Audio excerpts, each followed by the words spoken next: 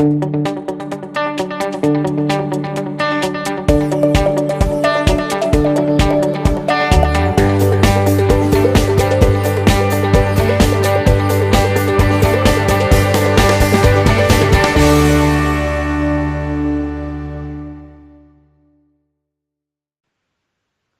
everybody, welcome back to TechViews Unplugged for October. I'm here with the ever incredible George Watt. How you doing, George? I'm incredible.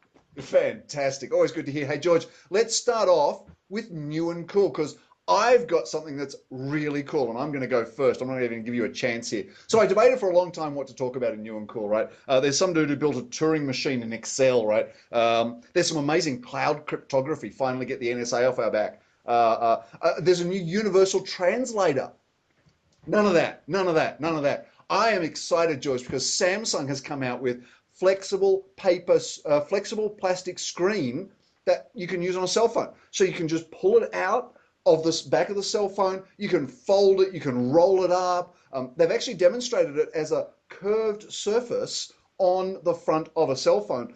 But this has got amazing implications for mobility. Think of all the devices you would like to use, but they just don't have a good enough screen size. We saw the watch, right? We talked about the Samsung watch last time. Yeah.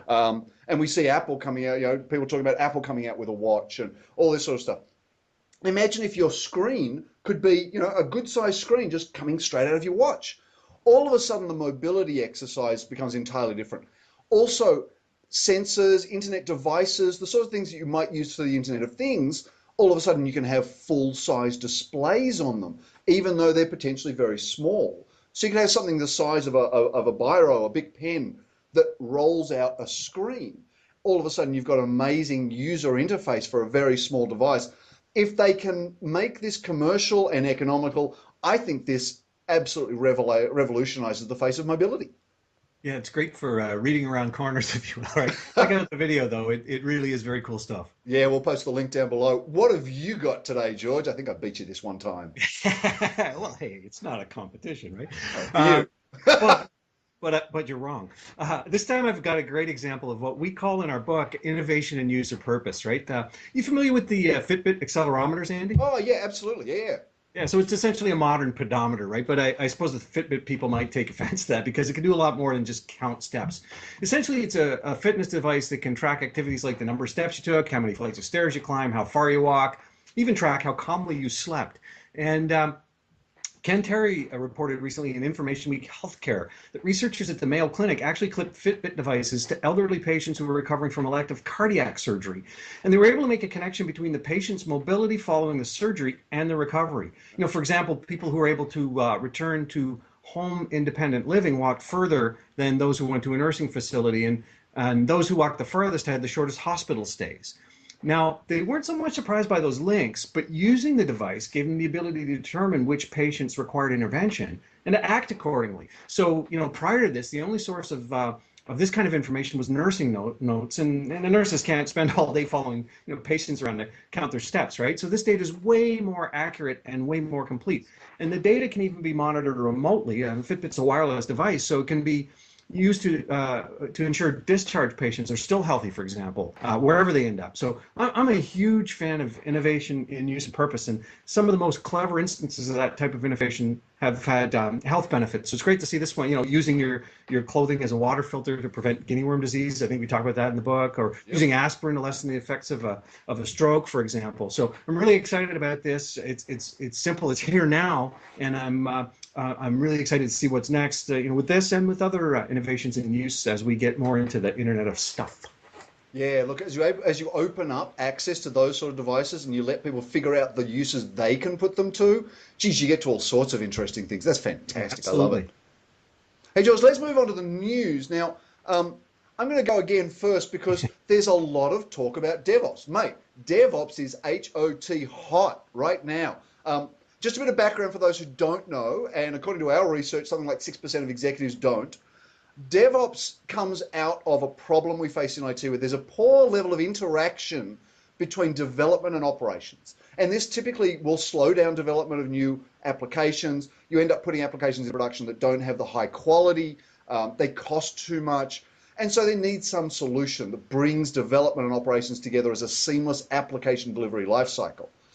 Enter DevOps, right? So essentially DevOps is an approach to software development that breaks down the silos between development and operations. It fosters collaboration, communication, integration, and uses automation to achieve some of those goals. Definitely a philosophy, not a tool.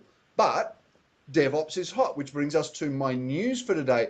My mate Charlie Babcock of Information Week posted a really good article where he reviewed research by another good mate of mine, Glenn O'Donnell of Forrester Research. Also with Kurt Bittner, who I don't know very well, but I'm sure he could be a great mate as well. So the research note from Forrester was titled The 7 Habits of Highly Effective DevOps. And so the story was titled very similarly, The 7 Habits of Successful DevOps.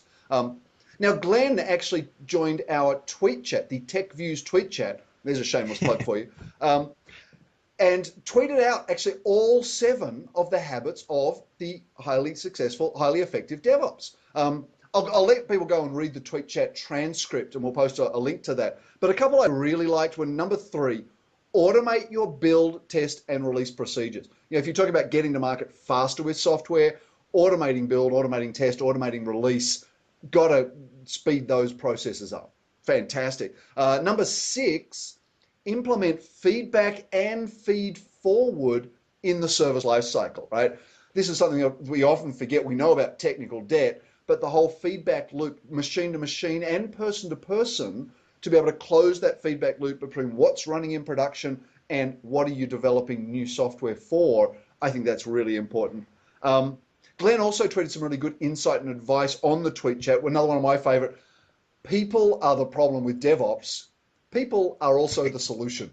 Love that. Love what Glenn had to say in that tweet chat. Again, we'll post a link to the transcript. Now, Charlie actually penned another great article, DevOps Improves Time to Market and Revenue, also on Information Week. That was insight into a new study by Vance and Bourne, and that was the study that CA Technologies sponsored. So fair disclosure or shameless plug, you take your choice.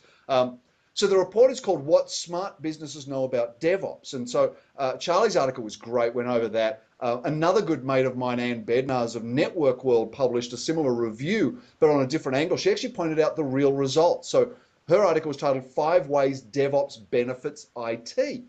Showing the real outcomes, the measured outcomes, you know, things like up to a 23% improvement in things like speed, customer satisfaction, revenue, yep. George. Interesting.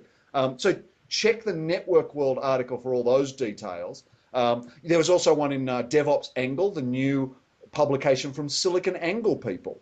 So they're getting onto DevOps as well.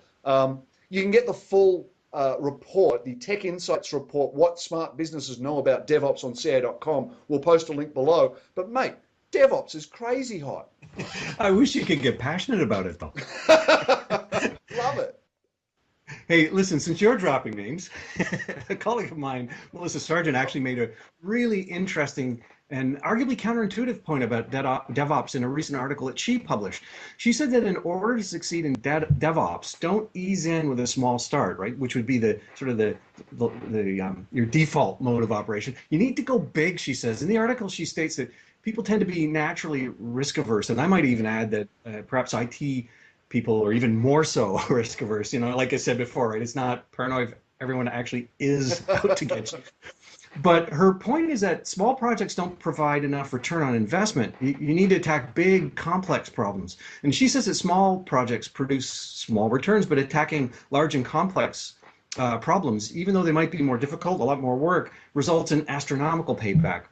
And she bases some of this on the research as well that you mentioned earlier. So while going big, as she suggests, might appear to be a bit counterintuitive, upon reflection, you know, when as I thought of it, it makes a lot of sense to me. With any new initiative of this type or any big transformation, there's a certain amount of investment that's required in order to get things started, right? You might need training, you mentioned software and tools, you might have to set up infrastructure, things like that. And there's a certain amount of that's going to be required regardless of the size of the project, you know, the table stakes, if you will. So in many cases, with initiatives like this, the first few projects won't pay back even the cost of entry, right? So you'll be in the hole for a little while. Think about a simpler case. You mentioned test automation, right? When we started our test automation initiative, the first round of tests, of automated tests for a given product, actually cost more than the manual tests they replaced, right? A lot more in some cases. And the cost was often very high. But the second time we ran those tests, the cost was almost nothing, right? So the payback was over time. So I realize it's not a perfect analogy, but it's certainly part of the analogy, and hopefully it helps illustrate my point. So what appeared to be initially a counterintuitive point actually makes a lot of sense. Yeah, it really does. You know, if you're not willing to dive in head first on your first initiative, then maybe you can adopt a compromised position and start on a smaller scope project, maybe even a complex but small project. You know, get your team comfortable and skilled, but then jump into something large and complex in order to drive value from your investment in DevOps, as opposed to sticking only with small projects. You know, in the article, Melissa actually quotes that Vance and Bourne study that you mentioned about and it said, interestingly, that the benefits of DevOps aren't only real, but they're quantifiable, which is, you know, a nice change from a lot of these things that we deal with. And she cites 19% increase in revenue, 23% increase in departmental collaboration, 22% improvement in quality, and a 20% decrease in time to market. So those things are definitely worth looking into. And you know, I conclude by telling you from my own experience that our code quality increased astronomically when we put our developers in direct contact with customers. You know, when there's someone in between the customer or the consumer and the developer, it's almost like the bugs are clinical, surgical. It's kind of a technical thing. It's very clean. Just a challenge that you need to complete. But when the buffer goes away, it becomes visceral and emotional. There's a tie. There's an emotional tie. It's a huge difference. And that's, you know, that's very much what DevOps is about. It's about getting people to live in each other's shoes and sit in each other's seats. I saw a comment on one of the articles about DevOps this week about exactly that, putting developers in front of a console and letting them understand what it means to be operations, and vice versa, getting the operations into a planning meeting, getting them into a stand-up meeting, for example, and letting them understand that. Walk in each other's moccasins. And I love that blog by Melissa. She's such a great thought leader. She's neck deep in this topic. Well worth reading. Good one, George. Hey, George, it's time for quickfire. Let me sort out my stopwatch because I think I'm going to ask the first question to you, George. Sure. So let's roll. And your time starts now. According to David Linthicum and IDG Research in InfoWorld, the majority of executives believe cloud accelerates business value. So we start finally recognizing the true value of cloud. Yeah, I'm not surprised with this, right? As cloud computing matures, people are really figuring out how to get more value from it. And you and I actually spoke about a Vance and Bourne study with similar results. And a recently cloud storage provider, Nutanix, announced it was closing shop and gave its customers 2 weeks to pull their data offsite. What lesson can we take from that? Look, this is heavy, but hey, cloud happens. Be prepared. George, research by Wanted Analytics says there's over 10,000 cloud job openings in the US. So will your cloud skills finally get you a good job? Yeah, this is fantastic. And there was another article that said traditional IT knowledge was an advantage to cloud job seekers as well. That's also great. File tracking service learned that Dropbox actually takes a peek at your files. Andy, are you worried or should they be? Ooh, look, this is interesting. Dropbox has gotten into trouble before around privacy for pretty illegitimate reasons. This time, honestly, I think the pitchforks and torches might be a little bit warranted.